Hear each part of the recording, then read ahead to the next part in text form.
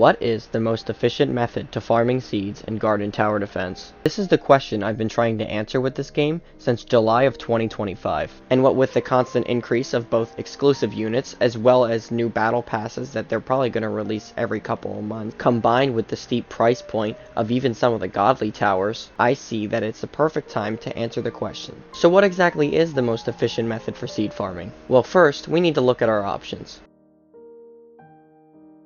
Our first option is the classic garden tower defense mode, where enemies start from a given spawn point and work their way toward the greenhouse, which starts at 250 health.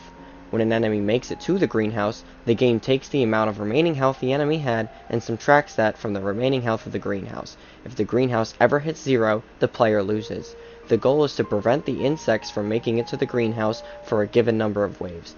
After completing every wave, the player will be rewarded with a specific number of seeds depending on the map and difficulty. The number of seeds you earn will fluctuate depending on the map you're on, however the number of waves you're playing will always stay the same. I will now show the number of waves on screen that varies per difficulty. There are also sometimes bonus rewards you can get for completing higher difficulties on specific maps, such as the bubble plant on the tropical map. Endless mode is very similar to the regular tower defense mode, except instead of the player preventing insects for a given amount of time, the player is preventing insects for as long as possible, until they're overwhelmed. Something else about this mode is that the player's highest score will be added onto the leaderboard, along with every other player's highest score. Top 50 will receive an exclusive plant. The top 3 will also receive a separate exclusive plant depending on their placement, first receiving a gold plant, second receiving a silver plant, and third receiving a bronze plant. Depending on what wave the player is on, every 10 waves they are rewarded with a seed amount. I will show the seed amounts on screen now.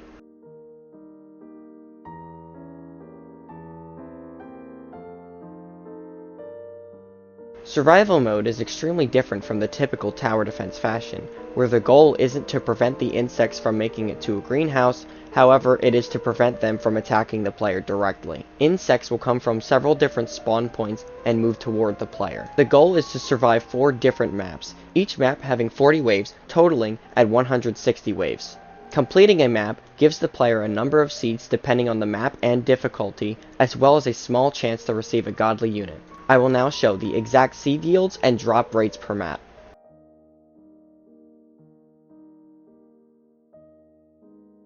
The AFK lobby is a separate lobby the player can enter and receive seeds over a long period of time while not playing the game. This is a good way to earn seeds while away from the game, such as going to work or going to bed. There is also a 1 in 1,000 chance that you'll receive the godly unit Ice Buds from the AFK lobby.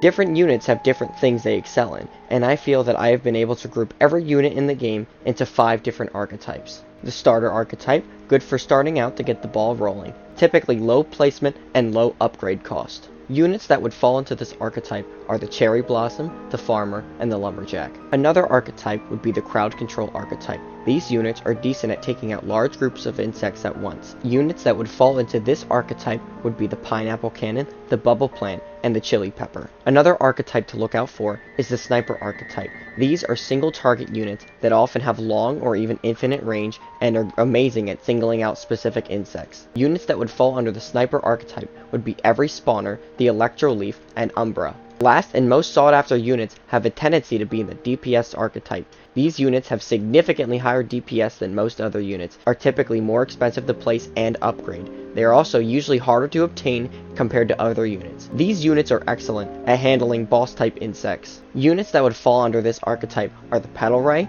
the Seed Mech, and the Shade Stool.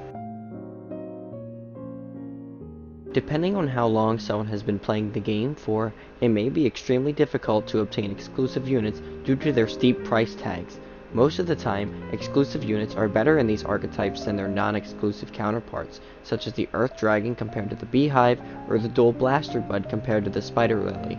However, not everyone has access to these units, so I would like to go over some free-to-play options for those who would find the information useful. For starters, there's the Petal Ray, which costs 50,000 seeds from the Mystery Trader and has a max damage per second of 2,500. It only being 50,000 seeds makes an excellent budget option. You can also place multiple of them at one time, making it even better for players who don't have that many inventory slots. Another really good option for budget players would be the Rafflesia. The Rafflesia costs 75,000 seeds from the Mystery Trader and is an excellent crowd control unit, having a max splash DPS of 1500. A really good budget option for a sniper unit would be the Electroleaf. Due to its high attack speed and low placement cost, the Electroleaf is an amazing option for a budget sniper unit. The Electroleaf only costs about 105,000 seeds on average to get from the Crystal Summon.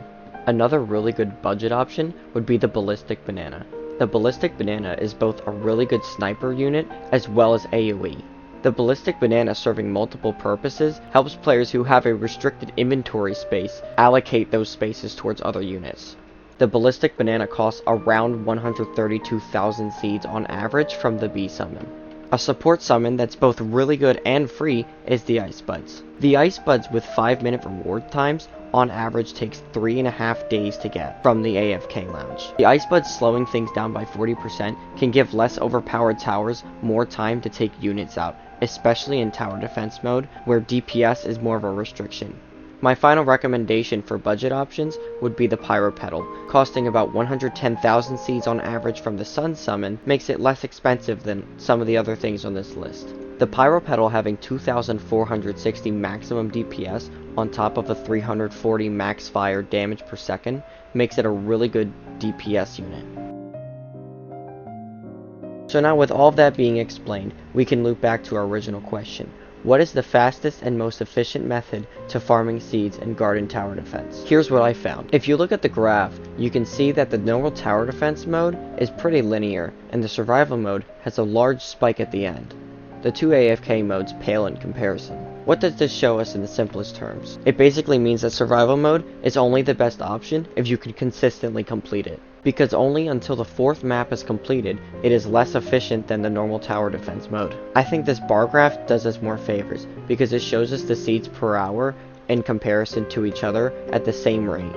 Interestingly, it shows us once you get far enough in endless mode, it is more efficient to do endless mode as opposed to AFK mode. Now, what is the answer to the question, what is the most efficient method to farm seeds and garden tower defense? Now that we have come to this conclusion, I think that the real question should be asked. What is the thing that you can farm the most efficiently in garden tower defense? According to the graph, survival mode is the most efficient method, but that's only if you can complete it every single time without fail. If you die at all throughout the entire process, then it would have been more efficient for you to do the regular tower defense mode. However, if you feel you can consistently complete survival mode, then go for the extra seeds. Like I said in the beginning, as the game progresses, things are only going to keep getting more and more expensive, so figuring out what works best for you is the most important part of this process. Thank you everybody so much for watching. I hope this video has been just as helpful to you guys as it has been informational to me, because I learned quite a bit making it. I'd really like to hear everyone's feedback in the comments to know how else I can improve or what other things I can make videos on. Either way, thank you so much for watching, and have a nice day.